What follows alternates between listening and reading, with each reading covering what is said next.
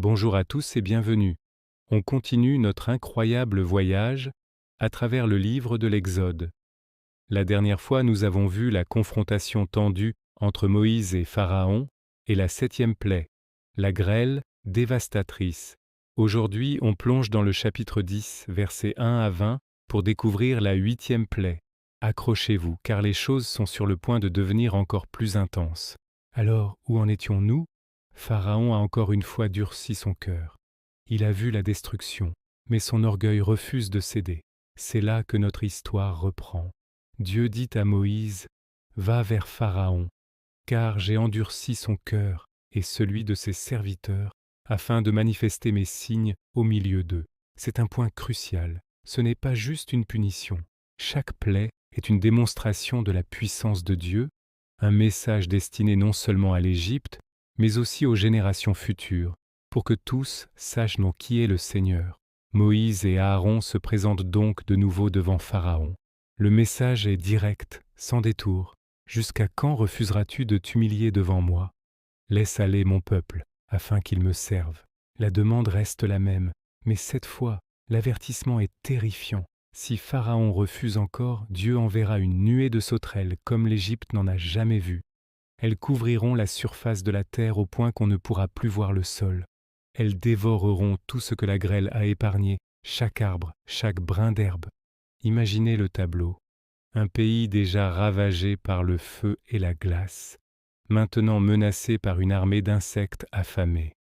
Face à cette menace, pour la première fois, ce sont les propres serviteurs de Pharaon qui interviennent.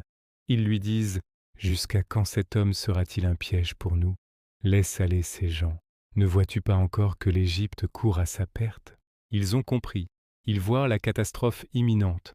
La pression monte, non plus seulement de l'extérieur, mais de l'intérieur même du palais. Pharaon semble fléchir un peu. Il rappelle Moïse et Aaron et essaie de négocier. « Allez servir le Seigneur, votre Dieu. » Mais qui sont ceux qui iront ? Il tente de garder le contrôle. Moïse est clair.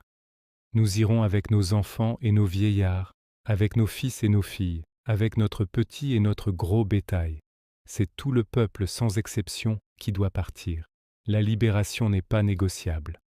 Pharaon entre alors dans une colère noire. Il refuse cette condition et les chasse de sa présence. La porte de la négociation est fermée. Le sort de l'Égypte est scellé. Alors, Dieu ordonne à Moïse d'étendre sa main sur l'Égypte. Un vent d'est se lève et souffle toute la journée et toute la nuit. Au matin, le vent a amené les sauterelles. Ce n'est pas juste quelques insectes, c'est une invasion biblique au sens propre. Une masse si dense qu'elle obscurcit le ciel. Elle se pose partout et commence à tout dévorer. La verdure qui avait survécu à la grêle disparaît. Le pays est plongé dans une désolation totale. Il ne reste plus rien de vert, ni aux arbres, ni aux herbes des champs. La panique s'empare de Pharaon. Il fait appeler Moïse et Aaron en urgence.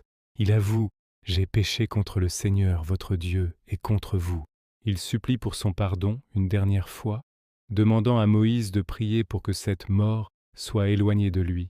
Les mots sont forts, mais est-ce une vraie repentance ou juste la peur des conséquences ? Moïse, fidèle à sa mission, prie le Seigneur. La réponse de Dieu est immédiate et tout aussi spectaculaire. Il fait souffler un vent d'ouest, très fort, qui emporte les sauterelles et les précipite dans la mer Rouge. Il ne resta pas une seule sauterelle dans tout le territoire de l'Égypte. Le soulagement a dû être immense, mais, et c'est le drame de cette histoire, dès que la crise est passée, le cœur de Pharaon s'endurcit de nouveau. Le texte nous dit « L'Éternel endurcit le cœur de Pharaon, et Pharaon ne laissa point aller les enfants d'Israël. » Le cycle de l'orgueil et de l'obstination continue. Cette 8e plaie nous enseigne tellement sur la patience de Dieu, mais aussi sur les conséquences de l'endurcissement du cœur. Elle montre aussi la fidélité de Dieu envers son peuple. Il ne les abandonne pas. La prochaine fois, nous verrons la 9e plaie, une obscurité si profonde qu'elle sera palpable. Que nous réserve encore cette histoire ? Merci de m'avoir écouté jusqu'au bout. Si cette étude vous a plu, n'oubliez pas de liker la vidéo, de la partager et surtout de vous abonner pour ne pas manquer la suite de notre aventure dans le livre de l'Exode. À très bientôt